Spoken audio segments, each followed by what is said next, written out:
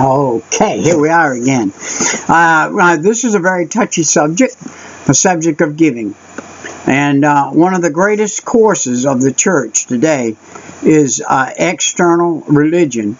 We have many people who look good on the outside, but who are rotten on the inside. They look heavenly. They look like heavenly creatures on the outside, but they are hypocrites on the inside. They go to church, and they talk good religion. They show off their works. They boast of their righteousness.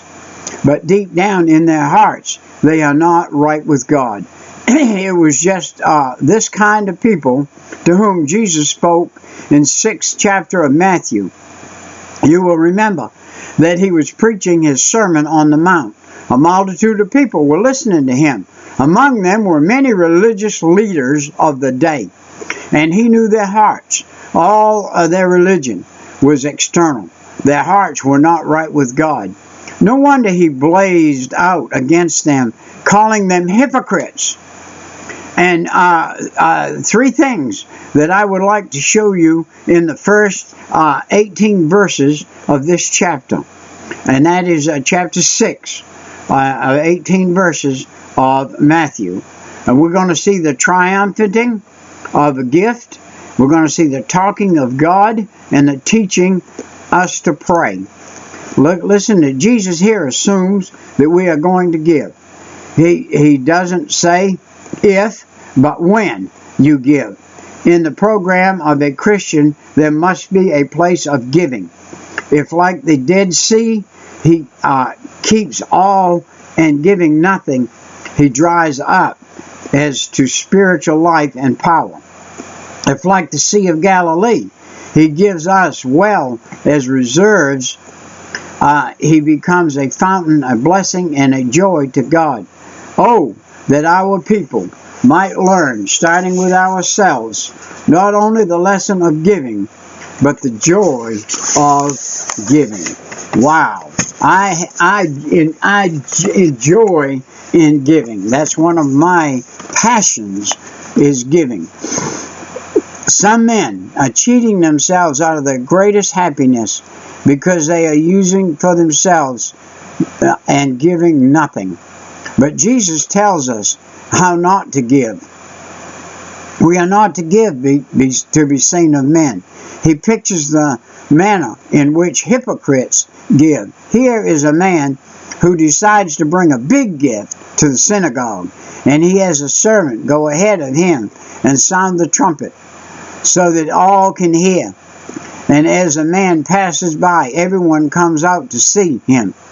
And then he holds up his big gift, and his effect, he says, "Hey, look what a fine man I am. Here is a big gift that I am going to present to the Lord." Jesus called that man a hypocrite. He wasn't giving as the Lord, but giving to be seen of men. Christ commanded such practices were hypocrisy or hypocritical. And I recently read this article. This is no folly in the world so great as to be a hypocrite.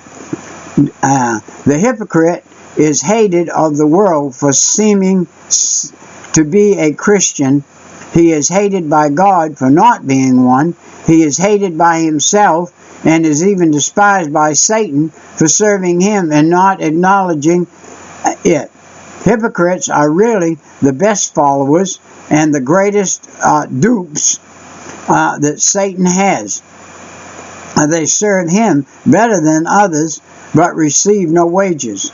And what is the most wonderful? They submit to the greater mortification to go to hell than to the most sincere Christian to go to heaven. They desire more to seem good than to be so, while the Christian desires more to be so than to seem so. Hey, when a hen lays an egg and cackles so loudly that everyone in the neighborhood knows that she has done something wonderful, and some people are like that in their giving. They want men to know what they have done. I am afraid that this type of giving is often encouraged. One man gives $100 to our Christian school. It means a real sacrifice to him, yet nothing is ever said about it. But another man gives $100,000, which doesn't involve any more sacrifice than the singing of a hen laying an egg, for he has millions of dollars left.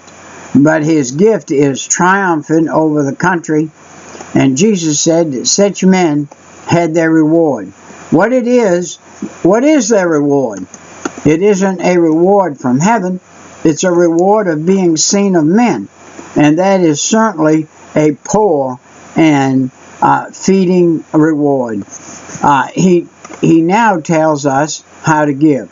We are to give in such a way that no one comes to say, "You are wonderful. You have given such a gift."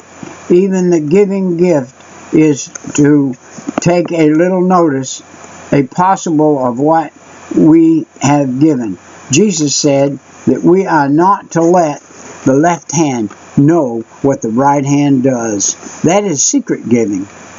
And he tells us that God will reward that type of giving.